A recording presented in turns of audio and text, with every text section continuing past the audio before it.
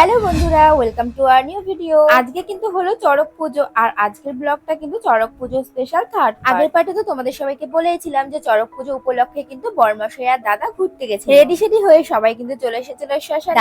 দাঁড়াও, শ্মশানে কেন এসেছিল তোমাদেরকে একটু আসলে এই শ্মশানের পাশেই কিন্তু রয়েছে পাটুলি গঙ্গার ঘাট। চড়ক পুজো উপলক্ষে কিন্তু চড়ক গাছে জল দেওয়ার জন্য বেথুয়াটাহুটির সমস্ত মানুষ কিন্তু এই পাটুলি গঙ্গার থেকে জল নিয়ে চড়ক গাছ সকাল সকালে কিন্তু সবাই মিলে চলে এসেছিল গঙ্গার ঘাটে, কারণ এখান থেকে স্নান সেরে তারপরে কিন্তু চড়ক গাছে জল ঢালার জন্য জল নিয়ে যাবে। আমরা যেমন চৈত্র মাসে তারকেশ্বর যাই গঙ্গার ঘাট থেকে জল নিয়ে বাবার মাথায় ঢালি, তেমনি কিন্তু এখানকার মানুষ এই পাটুলি গঙ্গার থেকে জল নিয়ে বাবার মাথায় ঢালে, তার সাথে কিন্তু চড়ক গাছেও ঢালে। এখানকার মানুষ জানো তো এই দিনগুলোর জন্য অনেক দিন ধরে অপেক্ষা করে থাকে, আর সবাই মিলে কিন্তু অনেক আনন্দ করে। এই কিন্তু হলো সেই জাগ্রত চড়ক গাছ। গঙ্গার ঘাট থেকে যে জল আনা হয়েছিল সেই জল দিয়ে কিন্তু এখন চড়ক গাছকে অভিষেক করা হচ্ছে। সন্ধ্যাবেলা থেকে কিন্তু শুরু হয়ে যাবে চড়ক গাছে ঘোরা। সবকিছু যাতে খুব ভালোভাবে হয়ে যায় তাই জন্য কিন্তু এখন চড়ক গাছকে পুজো করা হচ্ছে। আগের ভিডিওতে তোমাদের সবাইকে তো বলেইছিলাম যে এখানে কিন্তু ছোট্টখাট্ট একটা মেলার আয়োজন করা হয়। আমি এই মেলায় না গেলেও মন থেকে কিন্তু আমি সবটাই ফিল করতে পারছি। তবে আমি যখন ছোটবেলাতে গেছিলাম তখন আর এখনের মধ্যে কিন্তু অনেকটাই তফাৎ রয়েছে। একটু আগেই কিন্তু তোমাদেরকে বললাম যে সন্ধ্যাবেলায় কিন্তু সব সন্ন্যাসীরা চড়ক গাছে ঘুরবে, তাই জন্য কিন্তু সব প্রস্তুতি এখন শুরু হয়ে গেছে। গাছটাকে যেহেতু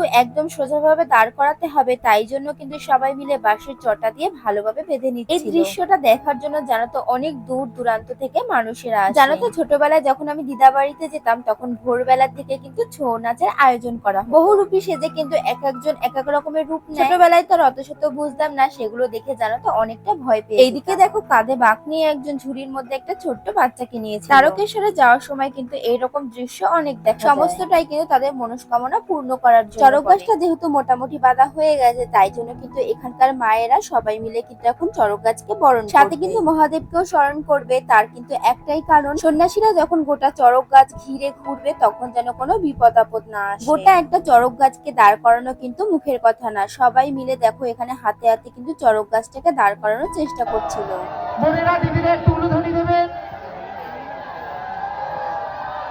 সন্ন্যাসীরা এবং সকল ভক্তবৃন্দ একটু বাবার নামে ধ্বনি দেবেন।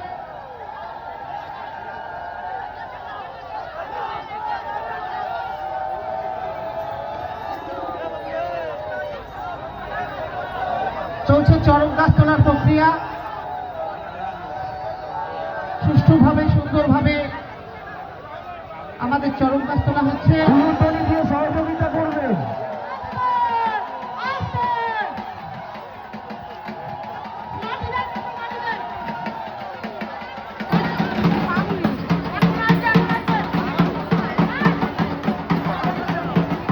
যে সকল ব্যক্তিরা এখনো চাঁদা দেননি তারা অতি শীঘ্রই আমাদের কেন্দ্রে এসে চাঁদা দিয়ে যাবে। বারবার করে বলা হচ্ছে যে সকল ব্যক্তিরা আমাদের এখনো চাঁদা দেননি, আমাদের যে স্বয়ং দেবাদিদেব মহাদেব, আপনারা একটু উলুধ্বনি দিয়ে সহযোগিতা করবেন।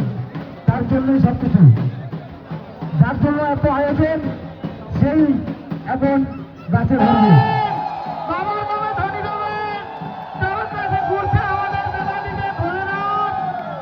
ফাইনালি কিন্তু বরমশাই আর দাদার কিন্তু ঘোরা এবার কিন্তু বাড়ি ফেরার পালা, তাই জন্য কিন্তু ভোর ভোর ঘুম থেকে উঠে স্টেশনে চলে এসেছে। এতটা ভোরবেলা যেহেতু লোকাল ট্রেনটা অ্যাভেলেবেল নেই তাই জন্য কিন্তু এখন বরমশাই আর দাদা মিলে এসি ট্রেনে আসে। জানো তো এসি ট্রেন চালু হওয়ার পরে আমি কিন্তু একদিনও এসি ট্রেনে উঠিনি, সেরকম কোথায় যাওয়ার কিন্তু সুযোগই হয়ে ওঠে। যেহেতু ওরা অনেক ভোর ভোর বেরিয়েছিল তাই জন্য ট্রেনে কিন্তু সেরকম একটা ভিড় নেই। ওই দূরে কিন্তু দুই একজন বসে আছে, এছাড়া কিন্তু গোটা ট্রেনটাই ফাঁকা ফাঁকা রয়েছে। এইদিকে কিন্তু দাদা অলরেডি গেটের সামনে দাঁড়িয়ে রয়েছে, কারণ একটু পরেই কিন্তু চলে আসবে ঠাকুরনগর স্টেশন। ও যেহেতু ঠাকুরনগরে নামবে আর তোমাদের দাদাভাই যেহেতু হাবড়ায় নামবে, তাই জন্য আগে থেকে কিন্তু গেটের সামনে দাঁড়িয়েছিল। এই ছিল কিন্তু চড়ক পুজো স্পেশাল লাস্ট ভিডিওটা। কেমন লাগলো তোমরা কিন্তু অবশ্যই জানিও। তো আজকের মতো এখানেই দেখা হচ্ছে নেক্সট কোনো ভিডিওতে। সবাইকে